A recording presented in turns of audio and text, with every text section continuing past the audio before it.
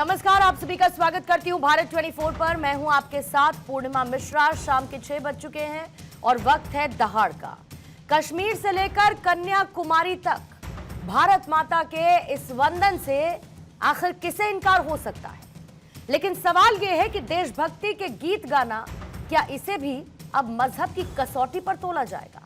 इस वक्त देश में राष्ट्रगीत वंदे मातरम को लेकर एक बार फिर से सियासी फसाद मचा हुआ है। एक तरफ जहां पर पूरा देश इस गौरवशाली गीत के 150 साल पूरे होने का जश्न मना रहा है, तो दूसरी तरफ कुछ राजनीतिक बयान और धार्मिक संगठनों की आपत्तियां इसे फिर से कटघरे में खड़ा कर रही हैं।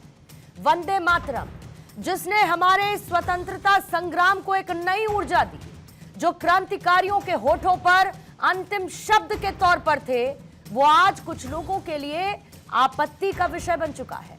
कुछ मुस्लिम संगठनों का कहना है कि इसके कुछ अंश उनकी धार्मिक आस्था तौहीद यानी एकेश्वरवाद के खिलाफ है।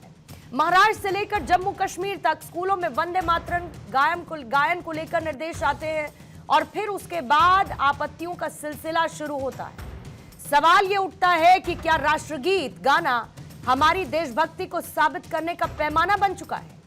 दूसरी तरफ देश का एक बड़ा तबका पूछता है कि देशभक्ति क्या मजहब नहीं सिखाता? अगर हम अपनी मातृभूमि को नमन करते हैं, उनकी वंदना करते हैं, तो इसमें धार्मिक आस्था को चोट आखिर कैसे पहुंचती? यह भी ध्यान देने वाली बात है कि बीजेपी ने इस विवाद में कांग्रेस और पूर्व प्रधानमंत्री जवाहरलाल नेहरू पर भी निशाना साधा। उनका आरोप है कि 1937 में पंडित नेहरू ने जानबूझकर गीत से मां दुर्गा से जुड़े छंदों को हटवा दिया ताकि खास समुदाय को खुश किया जा सके। यानी यह विवाद नया नहीं है, इसकी जड़ें इतिहास में भी गहरी हैं। राष्ट्रगान जन गण मन हो या राष्ट्रगीत वंदे मातरम, ये दोनों ही हमारी पहचान, हमारी एकता के प्रतीक हैं। लेकिन जब भी ये सियासी गलियारों में पहुंचते हैं, खींच और खींचतान शुरू हो जाती है। सवाल यही है कि क्या राष्ट्रगीत का सम्मान और गायन राजनीतिक इच्छा शक्ति से तय होगा या यह देश के हर एक नागरिक की स्वेच्छा और भावना का विषय होना चाहिए? क्या राष्ट्रीय गौरव को भी हम वोट बैंक की राजनीति में उलझा कर रखेंगे? आज इसी के इर्द गिर्द रहेगी दहाड़ की चर्चा, लेकिन उससे पहले रिएक्शंस आपको सुनवाइए। एक और भारतीय जनता पार्टी और पूरा देश वंदे मातरम के 150 वर्ष को इस अमृत काल में एक अमृत उत्सव के रूप में मना रहा है। वहीं कुछ लोग इसको भुलाने का प्रयास कर रहे हैं, मिटाने का प्रयास कर रहे हैं। उनकी सरकारों में, स्कूलों में इसको अनिवार्य नहीं रखा गया, सचिवालय से इसको हटा दिया गया। उन पार्टियों के कार्यक्रमों में वंदे मातरम का कोई स्थान नहीं है और ये दल कोई और नहीं, लंबे समय तक सत्ता में रहने वाले परिवार और पार्टी ने वंदे मातरम को भुलाने का एक तरह से संयोजित तरीके से प्रयास किया गया है। देश को तोड़ रहे हैं ये लोग। क्या देश में क्या संविधान खत्म हो चुका है? देश का संविधान इजाजत देगा किसको क्या करना है, क्या नहीं करना है।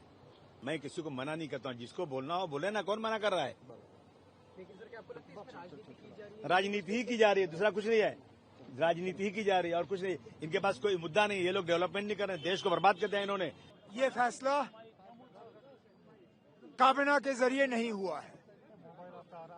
ना एजुकेशन मिनिस्टर साहिबा का कहीं पे इस फैसले पे दस्तखत है।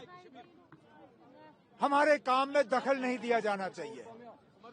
ये हम फैसला करेंगे कि स्कूल में क्या होना चाहिए या नहीं होना चाहिए। बाहर कहीं से इन मामलों में डिक्टेशन नहीं आना चाहिए। आइए पहले आपके सामने सवाल रखती हूं और उसके बाद चर्चा की करेंगे शुरुआत। पहला सवाल दहाड़ में आज रहेगा, कश्मीर टू कन्याकुमारी माता के वंदन से किसे इनकार? क्या देशभक्ति के गीत गाना मजहब नहीं सिखाता? वंदे मातरम पर बयान, नया सियासी फसाद। वंदे मातरम के भव्य 150 साल पूरे, अब आपत्ति किसे? राष्ट्रगान, राष्ट्रगीत, सियासत में क्यों मची है खींच?